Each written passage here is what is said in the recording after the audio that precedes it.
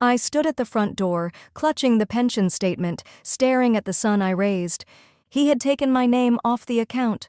My pension, my hard work, now his to control. "Mom, you're embarrassing," he'd said earlier.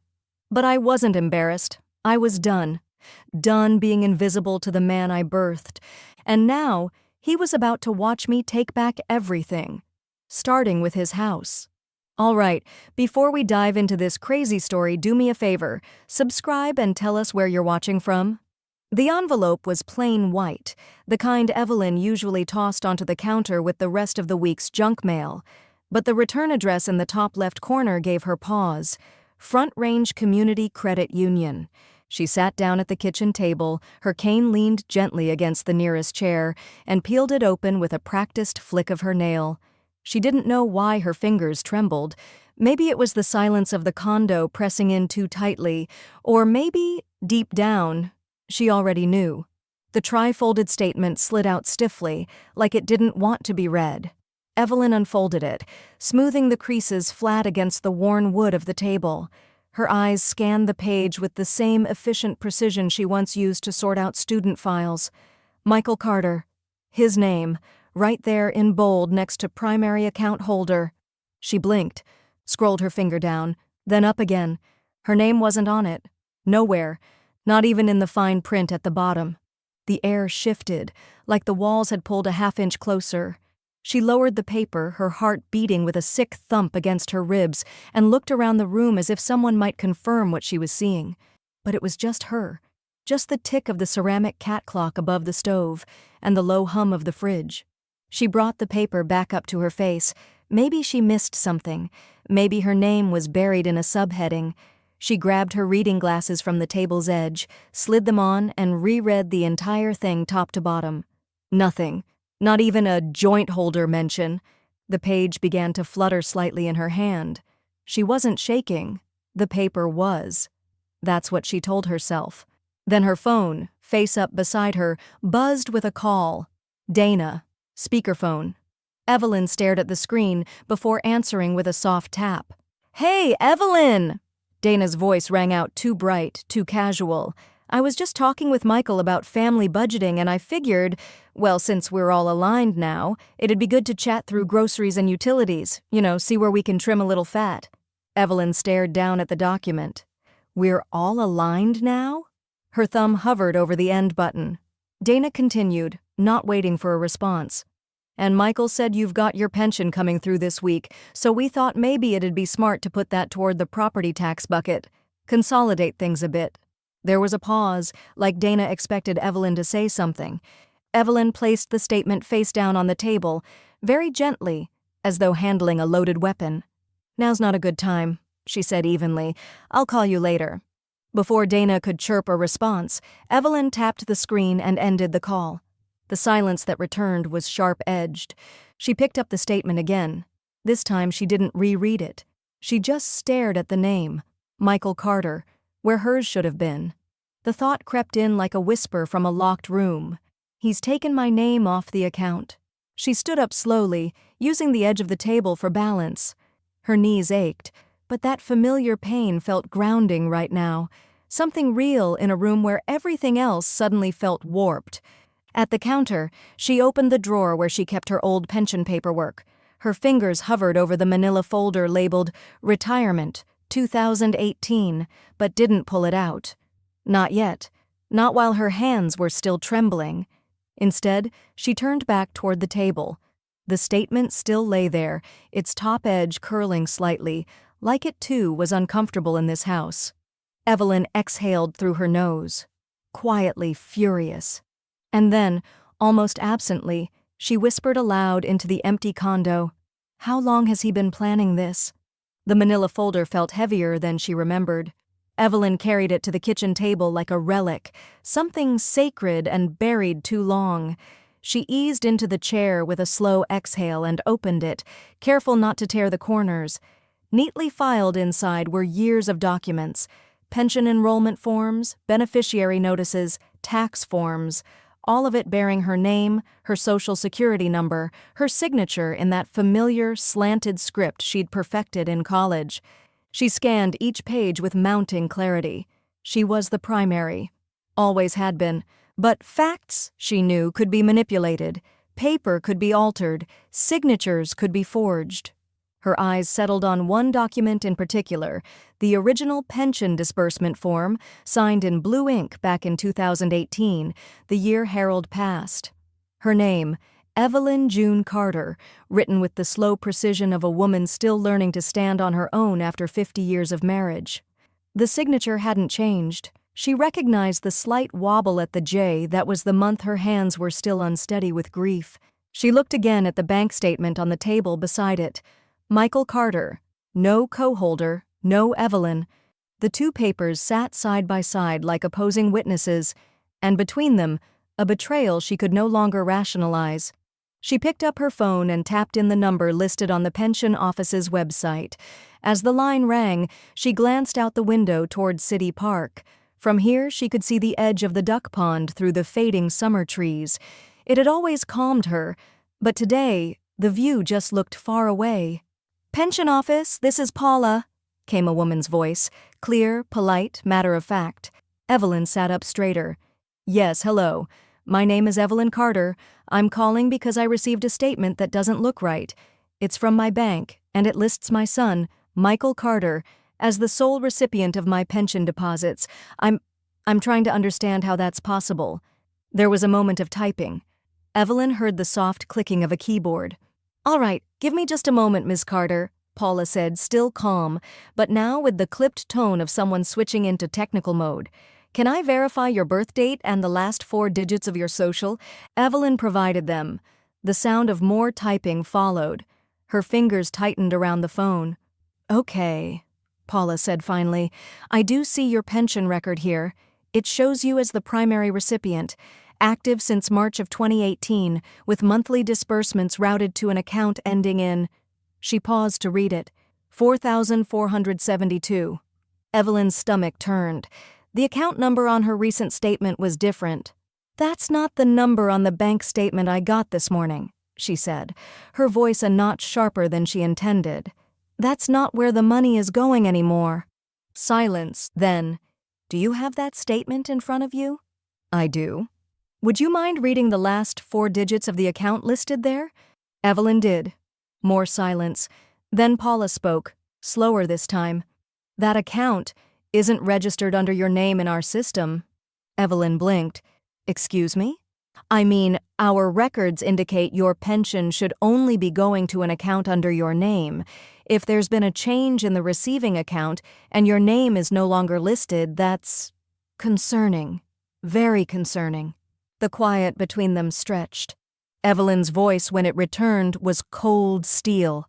"So, you're saying it shouldn't be like this?" "I'm saying something's wrong," Paula replied carefully. "I'd recommend coming in. Bring any documents you have. We can escalate this through the appropriate channels." Evelyn thanked her and ended the call. She didn't move for a long moment, just stared at the opposing papers laid before her, like a puzzle she'd never wanted to solve. Then, slowly, she closed the manila folder and stacked it with the bank statement. Her hands had stopped shaking, her breath had steadied, but the tightness in her jaw was new, a slow clenching that felt more like preparation than panic. Evelyn dialed Carl Benson's number with a steadiness that surprised her. The last time they spoke, months ago, it was about a neighbor who'd wired money to a fake sweepstakes scam. Back then, she'd asked questions out of polite curiosity, even cracked a joke about how you'd have to be a fool to fall for something like that. The irony sat heavy on her tongue now. Carl picked up after 2 rings. "Benson, financial crimes." "It's Evelyn Carter," she said. Her voice came out even, measured, the same tone she used to use with stubborn parents in the school office. "We need to talk. It's about my pension. I have proof something's been tampered with." There was a pause, and she imagined him sitting up straighter behind a battered government-issue desk, already flipping open a legal pad. "Tell me what you've got." By the time the call ended, Evelyn had a list, a clear one. Print everything, pension letters, the original account documents, statements from both accounts, and any email threads with Michael regarding her finances. She hung up, feeling something she hadn't felt in weeks. Direction. She opened her laptop. The startup sound echoed through the kitchen like a declaration. Folder by folder, Evelyn searched. She wasn't the fastest with technology, but she was organized, always had been. Her desktop was arranged by year, and her financial records sat in neat digital folders, updated every January. She found PDF versions of old bank statements, the first pension deposit receipts, even a scan of the original bank form with her name clearly listed as the owner. And then the emails. She hesitated before opening the thread with Michael. The subject lines were deceptively harmless. Tax prep help, 2023. Need to update the routing. Mom, quick favor, sign and scan back. She clicked through them, skimming. The tone was always the same, casual, overly confident, dripping with that I'll-handle-it bravado Michael wore like a tailored suit. There it was, one email with an attachment labeled Power of Addy Draft PDF, sent last September. The body text read, "No rush on this, just cleaning up a few things in case of emergencies. You don't even need to look too closely. Just sign the bottom and I'll take care of the rest." Her stomach clenched. She had signed something. Last fall. She barely remembered it, just a blur of trust, of letting him take care of it. But she hadn't understood what it was, and she damn sure hadn't agreed to let him reroute her only source of income. The printer whirred to life behind her, its old gears groaning with every page. She fed it document after document, each sheet a breadcrumb on the trail Michael never thought she'd follow. Just as the last page slid out, her phone buzzed with a text. Dana. "Hey, Evelyn! Michael and I were thinking maybe a spring vacation this year? Something chill like Santa Fe? Could be nice for all of us to recharge." Evelyn stared at the screen. Santa Fe. She typed back one word. No. Another buzz. Dana. LOL, okay. Just tossing it out there. Talk soon. She didn't respond. Instead, she slid the papers into a clean manila envelope, labeling it in her tidy all-caps script. Pension. Evidence. The house was still, the late afternoon sun casting a golden rectangle across her floorboards. Dust floated in it like glitter, undisturbed. But inside her, the stillness was gone, replaced by something sharp, engineered, alive. Her phone rang again. Carl. "Morning appointments confirmed," he said. 9 a.m. downtown. I'll meet you in the lobby." "I'll be there," Evelyn replied. Evelyn stepped through the double-glass doors of the Denver Police Financial Crimes Unit just after 8:55 a.m., envelope clutched tight against her chest like a shield. The lobby smelled faintly of printer toner and burnt coffee. Her orthopedic shoes tapped quietly against the scuffed linoleum, and every sound, from the squeak of her cane to the cough of a man seated near the bulletin board, felt amplified. A woman in uniform at the front desk glanced up. "Ma'am?" "I have an appointment with Detective Benson," Evelyn said. Before the woman could respond, Carl appeared in the hallway behind her, his frame filling the door like a dam holding back the tide. His short-sleeved shirt looked like it hadn't seen an iron in weeks, but the look on his face was sharp, all focus. "Mrs. Carter, come on back." She followed him down a narrow corridor lined with faded blue carpet and motivational posters from the late 2000s. At the end, he pushed open a door to a cramped office. 2 chairs, one overburdened metal file cabinet, and a desk drowning in manila folders. "Sorry it's not glamorous," he said. "Budget cuts." "I'm not here for the decor," Evelyn replied, sinking into the seat across from him. He gestured to her envelope. "That everything?" She nodded and handed it over. "Chronological, originals and printed emails. You'll want to start with the pension documents." Carl slipped on his reading glasses and flipped the envelope open. He didn't rush. He took each page out carefully, flattening the edges like a forensic analyst instead of a beat cop. The only sound in the room was the occasional hum of the fluorescent light overhead. "Your name was the original account holder?" he asked without looking up. "Yes, since 2018. He compared signatures. "This one here." He tapped a form dated 3 weeks ago, with Evelyn's name typed beneath a signature that only vaguely resembled hers. "Did you sign this?" She leaned forward and studied it. Her stomach turned. It was wrong. Too smooth, too neat. It didn't carry the familiar hesitation in her hand, That hesitation had been there ever since arthritis started creeping into her joints 2 years ago. "That's not mine," she said. "It looks close, but it isn't mine." Carl's lips pressed into a thin line. He pulled out a highlighter and marked the form with a deliberate stroke. Then he slid it beside her original 2018 pension signature. "Someone tried to imitate it," he said, voice low almost to himself. "They didn't do a great job. The angle's off. Pressure too light. It's forged, Mrs. Carter." Evelyn looked down at the forms, both now side by side on the desk. 2 names, one real, one pretending. "Michael," she said. Not a question, a statement of grief wrapped in granite. Carl leaned back in his chair, arms crossed over his chest.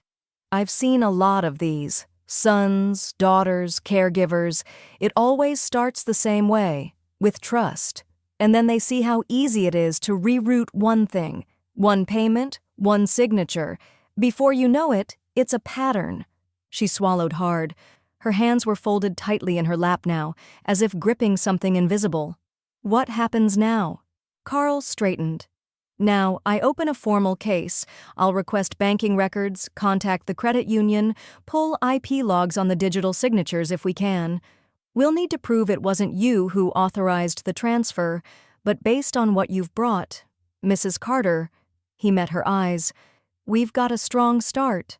Evelyn nodded once, not triumphantly, but like a soldier hearing the battle plan read aloud.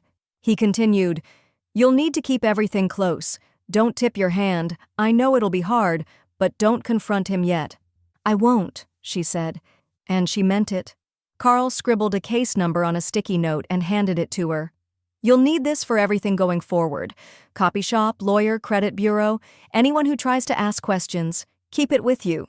She tucked it into her wallet, right beside the family photo that now felt like evidence in a crime she hadn't realized was happening. The law office was perched on the 5th floor of an older downtown building, the kind with brass elevator buttons that clicked when pressed, and lobby tiles that hadn't seen polish in a decade. Evelyn stepped out of the elevator at exactly 10 a.m., her leather purse tucked tightly under one arm and the case folder clutched in her other hand. The brass placard on the frosted glass door read, "Lewis and Payne, Elder Law and Estate Services." It was quiet inside, the kind of quiet money likes. Dignified. Insulated. A younger paralegal gave Evelyn a kind smile and motioned toward the back. Sandra Lewis looked exactly how Evelyn remembered her from Harold's will signing years ago. Silver gray hair swept into a twist, pressed navy suit, glasses perched halfway down her nose. She stood as Evelyn entered. "Evelyn," she said warmly, reaching across the desk with both hands. "I'm so sorry we're meeting again under these circumstances." "Me too," Evelyn replied. She didn't sit right away. She pulled the folder from her purse and laid it on the polished desk like evidence at a trial. Sandra opened it, flipping through the documents with the sharp efficiency of someone who'd seen worse, but still cared deeply when wrong was done. "This is exactly what I need," she said after a few minutes. "Let me be blunt. If what you're describing is accurate, and it appears to be, then your son had no legal right to reassign access to your pension, especially not by forging your signature. The power of attorney file he submitted is invalid if it was fraudulently obtained." Evelyn sat down then, her back straight. "So what do I do?" Sandra turned her computer screen slightly and clicked open a template document. "We revoke it, in writing. Then we reestablish your full financial authority, across the board. This includes new instructions to your bank, to the pension office, and to any affiliated trust or estate handlers." Evelyn nodded slowly. Sandra began typing. The keys clicked in bursts, each word forming a line of defense. She paused only to confirm spellings or cross-check dates. When she finished, she printed 2 clean copies and slid them across the desk. Evelyn reached for the pen. Her hand, for once, didn't tremble. She signed her name deliberately, like she was rewriting a contract with herself. Sandra notarized the signature, then reached for the second form. "This one informs all involved institutions that the previous POA is null and void. Once we file it, it takes immediate effect." Evelyn signed that one too. She didn't look at the copies as Sandra placed them in a slim envelope. "We'll walk this to the clerk's office ourselves," Sandra said. "I want eyes on the timestamp." Just then, Evelyn's phone began buzzing in her purse. She pulled it out. Michael. Sandra saw the name flash across the screen and raised an eyebrow. "Do you want to take that?" "No," Evelyn said. The phone continued to buzz on the glass table like a trapped insect. A few seconds later, it stopped. Then it rang again. "Michael." She powered the phone off. Sandra offered no comment. She simply pressed her lips into a firm line and continued gathering the documents. "Once these are filed," she said quietly, "you'll have legal grounds to report the unauthorized transactions to the pension fund and your bank. If Carl does his job, and I suspect he will, you could recover a portion of what was misrouted, but more importantly, you're reclaiming control." Evelyn felt it then. Not relief, not yet, but traction. The sensation of a vehicle finally catching on pavement after months of sliding on ice. Evelyn sat in the same chair at Carl's office the next morning, the vinyl seat slightly cracked beneath her coat. The manila folder was now creased at the edges, worn from handling, but its contents had gained weight, power, clarity. Carl closed the door behind him with a soft click and dropped a new printout on the desk between them. "Got this late last night," he said. "Came from the digital forensics team." Evelyn leaned forward. The paper showed 2 signatures, one from her verified pension form in 2018 and the second from the suspicious account authorization dated 3 weeks ago. Each had been analyzed, blown up, annotated in red with arrows pointing to slope angles, stroke hesitations, and pressure inconsistencies. "The bottom one's the fake," Carl said, tapping the page. Handwriting software flagged 6 critical mismatches. Plus, the timestamp metadata shows it was uploaded from an IP address registered to a business account under Michael's name. Evelyn stared at the comparison. The forged version mimicked her hand well, close enough that a casual eye might accept it. But not hers. It had none of the fatigue she knew lived in her fingers now, no wariness in the loops, no grief pressed into the downward strokes. She felt something hot crawl up her throat, a mix of humiliation and betrayal. She swallowed it. "He didn't even think I'd notice," she said quietly. Carl didn't respond right away. He gave her space. "Then, he didn't expect you'd fight." That landed differently. Evelyn nodded once and slipped the printout into her folder. The noise it made, soft paper on soft paper, sounded final. By the time she stepped outside, her breath steamed in the morning chill. The day was bright but sharp, the kind of dry Colorado cold that made everything seem more vivid. She paused at the crosswalk, her hand still on the folder. Her phone buzzed in her coat pocket. "Voicemail, Dana." She pressed play. "Hi, Evelyn, it's me," Dana began, her tone breezy but too careful. "I just wanted to say, I know you're working through a lot of stuff right now, but can we maybe not turn this into a thing? I mean, it's family. You know how Michael can get... He means well, even if he oversteps sometimes. Let's just handle this quietly, okay? We don't need outsiders involved." There was a long pause before the message ended with a chirpy, "Call me if you want to talk." Evelyn stared out across the street, watching a young couple with a toddler wait for the light to change. Then, without meaning to, she laughed.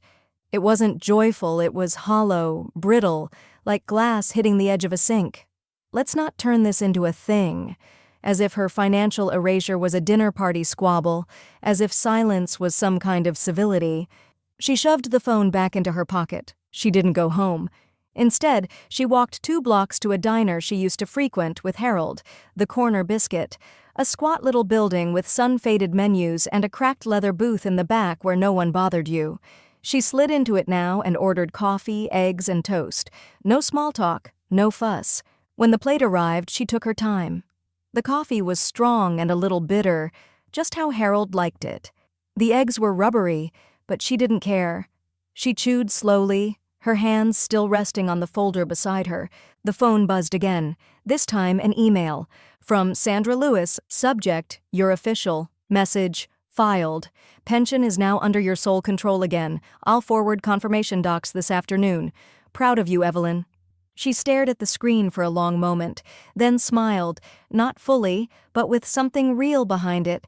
She was taking her name back. The bell above Evelyn's condo door buzzed just as she'd poured hot water over her afternoon tea. She froze. No one ever came by unannounced. She moved quietly toward the peephole, her slippered steps barely making a sound on the hardwood floor. Michael! Standing just inches from the door, shoulders squared, jaw clenched. The collar of his jacket was turned up, like he'd rushed here from somewhere important, or pretended he had.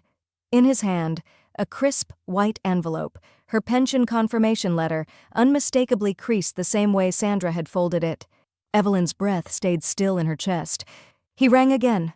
She opened the door halfway, just enough to block his full view of the apartment behind her. "You're not supposed to have that," she said flatly. Michael didn't smile. He stepped forward slightly, toe nearly at the threshold. "You filed new paperwork, behind my back." Evelyn lifted her chin. "It was never your business." His mouth twitched. Not into a smile, but something tighter. "I've been managing your accounts for months. You didn't seem to mind when the taxes got filed, or when I helped you refinance the heating bill. That was help," she said. "This was theft." Michael's voice dropped low. "You don't understand how fragile everything is right now. Dana and this affects all of us." She laughed once, a bitter puff of air. "You're right, it does." Dana's voice echoed faintly from Michael's phone. He was on speaker. Evelyn caught the end of a sentence. "She's just overreacting again." "Tell her," Evelyn said sharply, "that if she ever wants to speak to me again, she can do it in person and without hiding behind your pocket." Michael lowered the phone without a word. Dana's voice cut off mid-sentence. "You're making a mistake," he said. "This won't end the way you think it will." "No," she said, and her voice was so calm it nearly chilled the air between them. "It won't end the way you thought it would." He looked past her shoulder as though expecting someone, a neighbor maybe, to interrupt this moment and tilt it in his favor. But no one came. "You're putting family second," he said finally, quieter now. "Over what? Pride? You're not getting younger, Mom. And the way you're acting is the way someone acts when they've been stolen from," she finished. For a beat, neither spoke. Then Evelyn stepped backward, reached for her phone on the hallway table, and without breaking eye contact, tapped to dial. "Who are you calling?" Michael asked. She didn't answer. Carl's voice came through the speaker after 2 rings.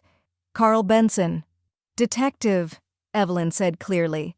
"My son has just arrived uninvited to my home.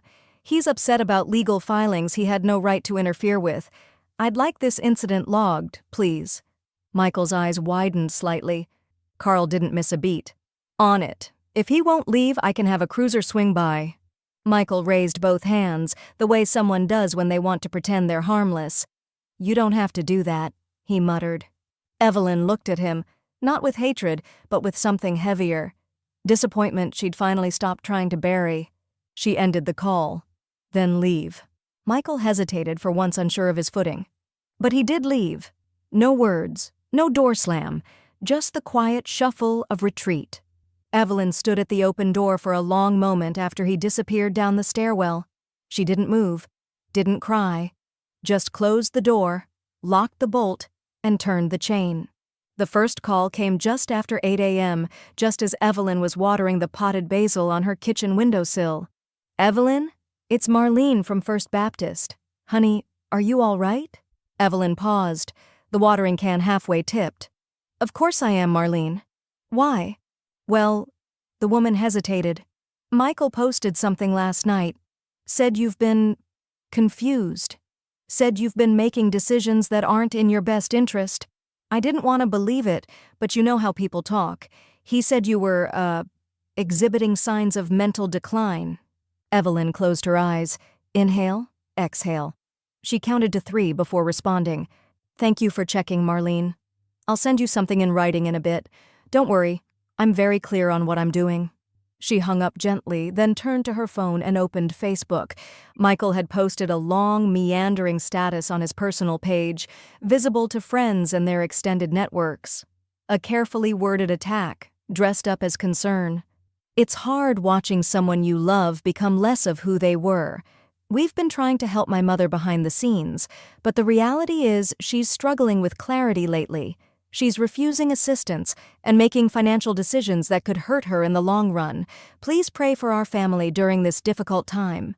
A handful of mutual acquaintances had commented, mostly polite sympathy, a few raised eyebrows. Evelyn stared at the screen. Her hands didn't shake, her jaw didn't tighten. Instead, she reached for her reading glasses and walked into her office. She opened a Word document and began typing. "To whom it may concern, I am writing this of sound mind and under no duress. Due to recent falsehoods spread by my son Michael Carter, I am making the following clarification public. I have not been diagnosed with any cognitive condition. My attorney, Sandra Lewis, has filed the appropriate paperwork to revoke his access to my financial affairs, following a confirmed incident of forgery and unauthorized control over my pension. Supporting documents are available upon request. Evelyn June Carter." She attached the PDF to an email and sent it to her Bible study group, her church's community coordinator, and 3 of the friends who had messaged her privately. She didn't CC Michael. A few hours later, she received replies, short notes of support, confusion, or quiet apology. Some didn't reply at all. Her phone buzzed with a text. "Carl Benson. Saw the post. Don't engage online. It'll escalate the wrong way. Keep everything in writing. Quiet strength is your weapon here." She replied with a thumbs-up emoji. By mid-afternoon, Sandra called. "The trust documents are officially filed. We have confirmation from the clerk's office. Everything is now under your sole control and out of reach from Michael, permanently." "Good," Evelyn said. "Thank you." "No sign of him today?" "Not a peep." Sandra hesitated. "He'll find another angle, they always do." "I'm counting on it," Evelyn said. That evening, Evelyn sat on her small front porch, a ball of thick green yarn in her lap and the beginnings of a scarf unraveling across her knuckles. The porch swing creaked with each gentle shift of her weight.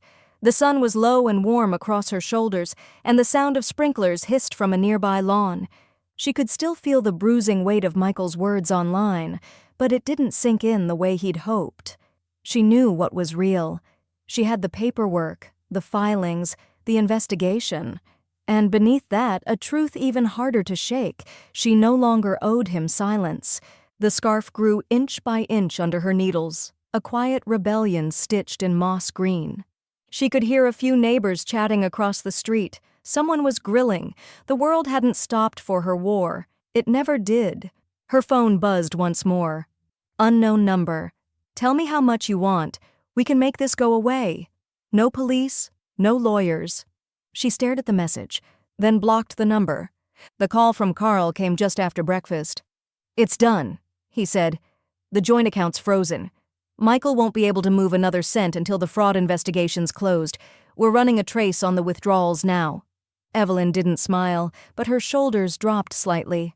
A pressure she hadn't realized she'd been holding in her chest finally started to release. She logged into her online banking. For a moment, the screen flickered as it loaded. Then there it was, the familiar account view she used to check every Friday like clockwork. And this time, her name was there. Her name, not buried in secondary access, not hidden behind shared permissions. Primary account holder, Evelyn June Carter. The balance reflected deposits she hadn't seen in months, amounts that had disappeared into Michael's orbit without explanation. Now they sat quietly in her account, waiting. She leaned back in her chair. The quiet in the condo felt different, not hollow, just still. She didn't hesitate. She pulled out the folder from Sandra's office, flipped to the trust setup instructions, and followed them step by step. A few clicks later, the majority of the funds were transferred into a protected retirement trust, one that Michael couldn't touch, even with a crowbar and a lawyer. When she was done, she printed the confirmation slip and slid it into a new folder marked SECURED.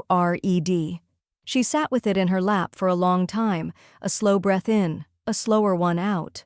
From the front window, she could see sunlight flickering between the trees lining her quiet Denver street. It was nearly noon. The air had that golden, late summer look to it, like the world was easing into its last stretch of warmth before surrendering to fall. Evelyn grabbed her walking cane and her cardigan. City Park wasn't far, and today she didn't want to sit still. The park was alive with motion. Joggers traced the edges of the pond, and children squealed near the playground while their parents hovered with coffee cups and sunscreen. Evelyn followed the paved path around the water, past benches and weeping willows, letting the rhythm of her cane on concrete set her pace. She was halfway through the loop when she stopped to rest beneath a tree. That's when she heard it. Raised voices, sharp, hushed, too familiar. Across the parking lot, standing near a dented black sedan, were Michael and Dana. Dana's arms were folded across her chest, her chin jutting forward. "You said she wouldn't fight back," she snapped. "You promised this would be clean. You promised." Michael muttered something Evelyn couldn't hear. Dana leaned in closer, her voice even lower now. "You don't get to burn down our future because you underestimated your mother." Then she turned and walked off toward the sidewalk, keys clenched tight in her fist. Michael stayed by the car, his shoulders slumped, hands in his pockets, staring at nothing. Evelyn didn't move. She just watched. She had nothing left to say to either of them. Not now, not here. Later that evening, back at her condo, she pulled off her shoes, poured a glass of water, and sat at the kitchen table, her legs aching but her mind oddly clear. The phone rang. Sandra. "I just wanted to check in," her attorney said. "You've been through a lot this week." "I know," Evelyn said, "but it's getting quieter." Sandra's voice softened. "That's what peace feels like, Evelyn. Don't let the quiet scare you." They chatted a moment longer, brief but real. Then Evelyn hung up, tucked the folder of trust documents into her filing cabinet, and turned off the kitchen light. It arrived on a Thursday morning, tucked in with the usual mail. Credit card offers, a local grocery flyer, a window cleaning coupon she'd never use. But the thick, cream-colored envelope stood out immediately. The Denver County seal, embossed in gold in the top left corner, confirmed what Evelyn already suspected. It was real now. She brought the envelope into the kitchen and laid it on the table next to her cooling cup of coffee. She didn't open it right away. Instead, she sat for a few moments, letting the weight of the moment settle around her like dust. There was no longer any room for denial, no way to pretend this was just a family disagreement that might resolve itself over dinner. When she finally slid her letter opener beneath the flap and unfolded the pages inside, the legal language didn't rattle her. It was clean, professional, direct. "You are hereby summoned to appear to provide testimony in case number 45,738, the state of Colorado versus Michael Carter." Her name, her real name, printed firmly as witness for the prosecution. She placed the letter down, carefully smoothed the corners, and reached for her reading glasses. A deep breath came, not sharp or panicked, but slow and steady. It wasn't fear that clung to her skin. It was readiness. The kind of readiness that came after a long, bruising silence. The phone started ringing within the hour. Michael's name lit up the screen again and again, first in bold, then in missed call notifications, then as voicemails she refused to play. She watched the screen glow and dim, until eventually the silence returned. By mid-afternoon, he'd called 8 times. She deleted every message without listening to a single one. That evening, just before sundown, she spotted Dana's SUV idling slowly in front of the house. The headlights weren't on. The engine was barely audible. But Evelyn saw the outline of Dana's face through the driver's window, turned slightly in her direction. There was no knock at the door, no confrontation, just a long, tense look from across the yard. It lasted maybe 10 seconds. Then the car moved on, tires whispering against the curb as it disappeared around the corner. Evelyn didn't bother pulling back the curtain. She simply turned off the porch light and locked the door for the night. Later, in the dim quiet of her bedroom, she reached into the nightstand drawer and retrieved the journal she'd been writing in every evening since the case began. The leather cover was warm from her hand. She opened to a blank page and began writing slowly, letting her thoughts pour out in full sentences instead of fragments. "I didn't think I'd ever find myself in a courtroom at this age. Not like this, not against my own son. But I can't ignore what he did, and I won't protect him from the consequences he chose for himself. Carl says, "I'll be questioned directly." Sandra says, "Just answer the questions truthfully and nothing more." They both say, "I'm ready. I want to believe them." The pen glided steadily across the page, her hand no longer trembling the way it had weeks ago when all of this started. Her handwriting, once so hesitant, had returned to something close to its old rhythm. When she finished the entry, she rested the pen gently in the binding and closed the journal with care. It no longer felt like a tool for venting. It had become a record, her version of the truth, untouched by filters, spin, or anyone else's version of events. The next few days passed in a kind of surreal calm. She kept to her routine: coffee at sunrise, a walk through City Park with her cane, reading on the porch when the weather allowed. But underneath that calm, she felt something building. A quiet, unrelenting resolve that tethered her to every decision she'd made. She heard nothing from Michael. No more calls, no emails, not even another Facebook post. But the absence of noise didn't fool her.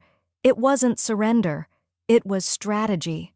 She knew him well enough to know that silence was simply another form of control. Then, on Monday morning, she heard the knock. Not the doorbell. Not the usual flutter of mail through the slot. A knock. 3 deliberate, measured raps on wood. She opened the door to find a courier in a navy jacket, holding a padded envelope and a clipboard. "Delivery for Evelyn Carter," he said. She signed automatically and accepted the package. No return address. Back inside, she set the envelope on the table and opened it with the same blade she had used for the subpoena. Inside was a single sheet of paper, a printed transcript, anonymous tip, submitted via online portal. R.E. Michael Carter. Not just his mother's money, 2 other names, 2 other accounts. Same method. Look deeper. Evelyn read it twice, then again. Her breath slowed. The case wasn't just about her anymore. The courthouse smelled like cold marble and copier toner. It was a familiar scent somehow, like libraries and waiting rooms, but today it made Evelyn's stomach churn. The courtroom was smaller than she expected. The ceilings weren't cathedral high like the ones in movies, and the wood paneling on the walls looked as though it hadn't been sanded in decades. Still, the formality of the space pressed against her shoulders as she stepped through the double doors. Sandra met her just inside, dressed in slate gray, calm as ever. She offered a warm, steadying look, then reached out to gently adjust the collar of Evelyn's blouse. "You don't have to be perfect," she said quietly. "Just honest." Carl was already seated in the gallery, not in uniform but in a dark blazer that looked recently pressed. When he saw Evelyn walk in, he gave her the smallest of nods, an anchor in a room built to tilt you off balance. They were seated for over an hour as the judge went through preliminary motions, timelines, procedural language. Evelyn tried to focus, but her eyes drifted. The back of Michael's head was just ahead and to the left. His hair was trimmed neatly, like always. His suit, dark navy. He didn't turn once, not even when her name was called. "Mrs. Evelyn Carter," the clerk announced. "Please approach the stand." Her cane echoed a little as she made her way to the witness box. The courtroom was silent except for her measured steps. She didn't rush. She didn't wobble. She stood tall as the bailiff asked her to raise her right hand. "Do you swear to tell the truth, the whole truth, and nothing but the truth? So help you God?" "I do," Evelyn said. Once seated, she folded her hands in her lap, waiting. The prosecutor stepped forward and introduced himself with practiced ease. No drama, just clarity. "Mrs. Carter, can you tell us about the pension account in question?" Her voice was soft at first, but sure. "Yes, I opened that account in 2018. It was under my name only. The pension office deposited into it each month, and I used it for my living expenses." "And when did you realize something had changed?" Evelyn inhaled through her nose, steadying herself. "This past spring. I received a bank statement showing that my son, Michael Carter, was now the primary account holder. My name was no longer listed." Michael shifted slightly in his seat, his jaw moving like he was grinding down a molar. Still, he didn't look at her. "And did you give your son permission to remove your name from that account?" "No," she said. I did not. What did you do after discovering the change? I gathered documentation, including my original pension forms and bank statements. Then I contacted the Denver Police Financial Crimes Division. Officer Carl Benson was assigned to my case. Carl's nod in the gallery was almost imperceptible, but Evelyn saw it. It was enough. The prosecutor approached the evidence table and held up the document Carl's team had prepared, the one with the side-by-side signatures. Can you identify these? Evelyn leaned forward slightly. Yes. The one on the left is my original signature.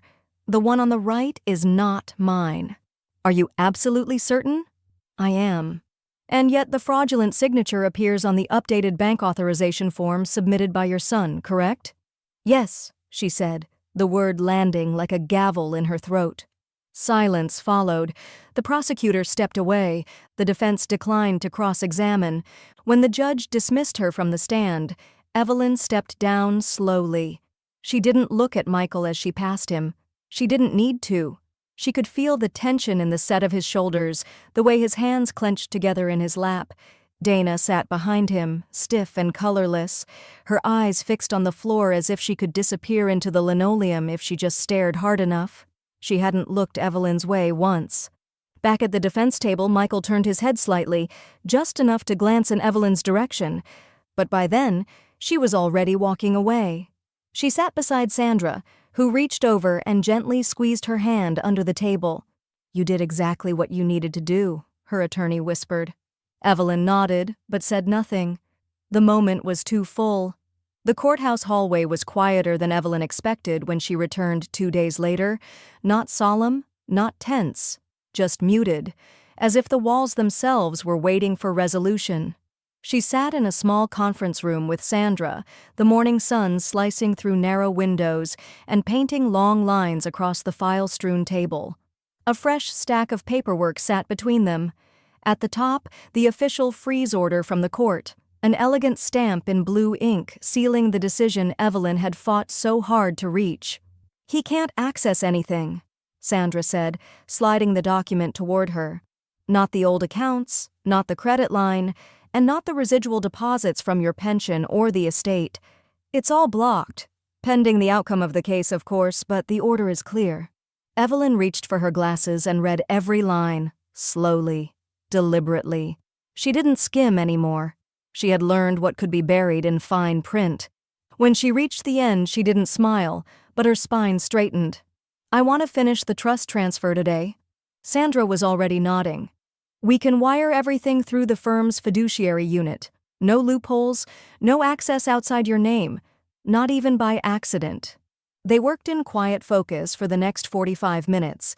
Evelyn read and initialed every page, cross-checking account numbers, beneficiary designations, and contact protocols for emergency access. The documents bore her signature in 3 places, each one slow and certain. As Sandra notarized the last form, Evelyn's phone began to buzz in her bag. She knew before she pulled it out who it would be. Dana. The screen pulsed with the incoming call. She stared at it for a long moment before answering. "Evelyn," Dana began, her voice already a thread thinner than usual. "Please, can we just talk for a minute?" Evelyn kept her tone even. "We're talking." There was a pause on the other end. Then, the floodgate. "I know you're angry, but this is all falling apart.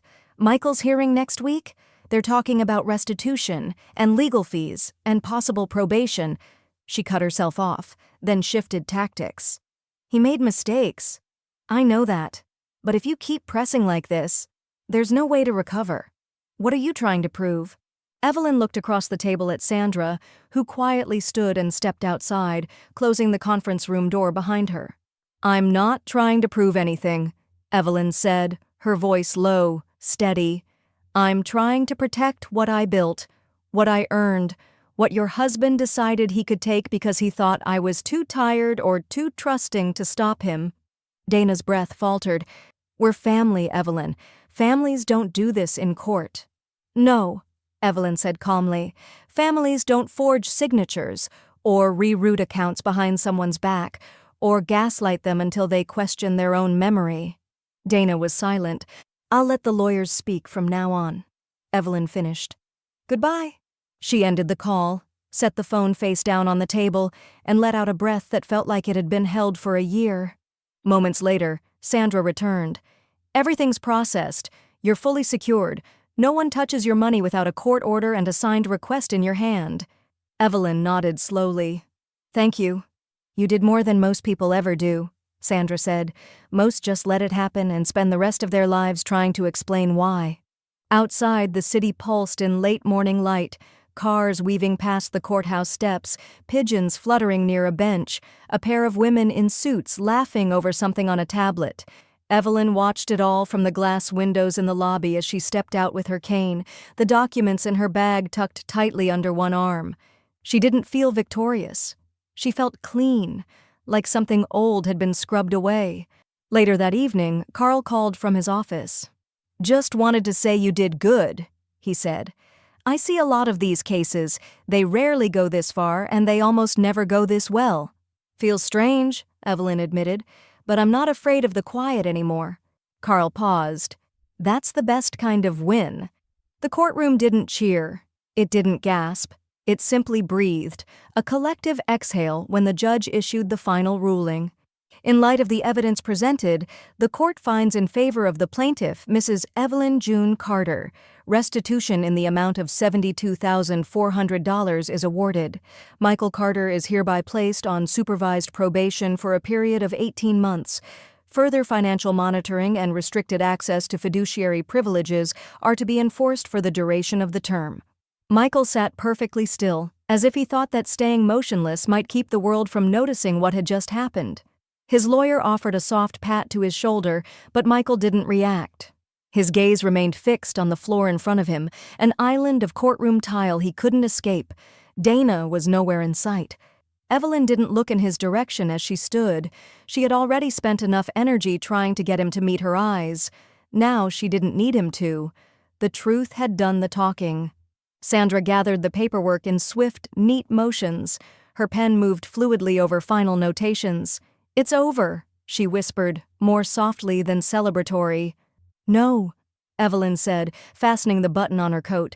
"It's done. It's not over." They left through the side exit, the Colorado wind sweeping through the parking lot as they stepped outside. The sun had dipped just enough to cast long shadows behind them, but Evelyn didn't move like someone hiding from shade. Her walk was slow but deliberate, her cane ticking against the sidewalk with the rhythm of earned ground. Later that week, the news filtered in from a neighbor who worked across town. Dana had moved out. No dramatic exit, no suitcases hurled onto the lawn, just a quiet U-Haul early on a Sunday morning. One trip, no return. Michael was left alone in that modern duplex he'd once bragged about over Easter dinner, the one Evelyn had never quite felt welcome in. Now it was his to sit in, to explain, to reckon with. Evelyn didn't waste a breath on wondering how he felt. She had her own paperwork to file. 2 days after the ruling, Sandra met her at the office with a fresh estate packet. The envelope was thick and clean, no creases, no corners bent by hesitation. It felt good in Evelyn's hands, decisive. "This is the new will," Sandra explained. "The amendment revokes any previous beneficiary designations involving Michael. The language is airtight. He's legally excluded, permanently." "And the trust redirection?" Sandra smiled, tapping the final page. "Your entire legacy goes to the Denver Education Foundation. We've already set up a named scholarship fund in Harold's memory. It'll support aspiring public school secretaries and administrative assistants, exactly the way you wanted." Evelyn's eyes lingered on the line that named the fund, the Harold and Evelyn Carter Honor Scholarship. She signed with a pen that didn't pause, didn't falter. Her hand moved with the kind of steadiness only truth could grant. Sandra watched her with something that looked like quiet pride. "You know," she said as she notarized the final page, "this isn't just legal closure. It's personal redemption. You rewrote your ending." Evelyn closed the folder and folded her hands atop it. "No," she said, her voice soft but sharp. "I just started telling it myself." They shared a brief smile. Then Sandra slid the completed file into her briefcase and stood. "By the way," she added casually, "Carl called. He asked if I'd pass along a message. Evelyn raised an eyebrow. He's organizing a senior fraud prevention seminar next month. Downtown. City-backed. He wants you to be the keynote speaker. The suggestion landed like a stone dropped into calm water. Unexpected, jarring, but somehow right. Evelyn blinked, caught off guard by the image. Herself at a podium, speaking into a microphone, a room full of strangers listening not out of sympathy, but respect. "I'm not a public speaker," she said. Sandra tilted her head. "You weren't a litigant either, until you were." That night, Evelyn sat on her porch again, a fresh skein of yarn in her lap, the green scarf nearly finished. She hadn't decided if she would accept Carl's invitation, but the idea didn't scare her. Not anymore. The wind moved softly through the trees, rustling leaves that had just begun their autumn shift. The air smelled like dry grass and turning pages. She watched the evening come alive in quiet tones. The folding chairs creaked as the audience settled into the multi-purpose room of the East Denver Community Center. Pale yellow walls, low ceilings, and the faint scent of floor wax. Nothing glamorous, but something warm pulsed beneath the fluorescent lights. Something real. Evelyn stood just behind the podium, her speech folded neatly in her hands. She wore a muted teal cardigan and her best slacks, the same ones she used to wear on parent-teacher conference nights when she worked at the elementary school. She hadn't been this publicly visible in years. Carl adjusted the mic for her, then leaned in and whispered, "All yours, when you're ready." She nodded once. Her hands didn't tremble. The audience before her was mostly gray-haired. Couples, singles, quiet clusters of friends who had arrived early to get a good seat. Some sat with notebooks, others with thermoses. All of them wore expressions Evelyn had come to recognize, a mix of guarded curiosity and quiet exhaustion. These weren't just attendees, they were veterans of worry, of disappointment, of children who had once meant the world and now barely made contact. She unfolded her notes but didn't look at them. "My name is Evelyn Carter," she began, her voice clear. "And not too long ago, I found out my name had been removed from my own bank account." The room shifted. A few heads tilted. The air thinned slightly, the way it does when someone says something unvarnished and true. "I thought it was a mistake at first," she continued. "A glitch, maybe a typo. But I kept reading. I kept looking. And what I found was that my son, Michael, had forged my signature. He'd rerouted my pension, changed access settings, and hidden the truth beneath the idea of helping." She didn't pause for effect, but the silence after her words did it for her. She looked out over the crowd. Many were nodding. One woman near the aisle clutched a tissue she hadn't meant to need. "I share this not to shame him. That part's already happened. I share it because someone else in this room has already seen the warning signs. Maybe your adult child suddenly started checking your mail. Maybe a niece or nephew suggested you just sign this one form so they can help you with taxes. Maybe you've felt that flicker of confusion when a bill looks different, or your balance doesn't look quite right." She inhaled slowly, steady. "Trust is beautiful. Until it's weaponized." The words hung heavy. "But I'm not here today as a victim. I'm here as someone who learned how to take her name back. With the help of good people and the law, I froze the accounts, filed the evidence, and revoked his access. I stood in court and told the truth. And when the ruling came down, I didn't feel triumphant. I felt clean. I had gotten back to the person I was before silence and fear made a home in my house." She glanced down, then folded the speech back into thirds. Her eyes swept the room once more. "If it happened to you, or someone you love, don't wait for someone else to fix it. You are not too old, you are not confused, and you do not owe anyone the right to erase you." The room held its breath for a beat, and then the applause came, not loud or theatrical, but warm and persistent, rising like dawn breaking slowly over the room. Carl stepped forward, his voice steady over the microphone. "That, folks, is what courage looks like. Evelyn, on behalf of the Denver Senior Protection Task Force, thank you. Not just for surviving this, but for showing the rest of us how to fight." The applause rose again, and this time Evelyn let herself smile. From the front row, Sandra clapped slowly, her expression filled with quiet satisfaction, the kind of pride that doesn't need words. After the event, a few attendees lined up to shake Evelyn's hand or share brief stories of their own. One man pressed a folded paper into her palm, an old bank statement, and whispered, "Thank you for giving me the push." She simply nodded. No fanfare, no preaching, just presence. An hour later, Evelyn stood outside the center beneath the soft gray light of approaching dusk. Her scarf was wrapped neatly around her neck. Carl lingered beside her on the sidewalk, sipping coffee from a styrofoam cup. "You ever think you'd be doing public service again?" he asked. "I thought I was done giving speeches," she said. "Guess not." "You're good at it," he said. She didn't answer right away. Instead, she looked out across the parking lot.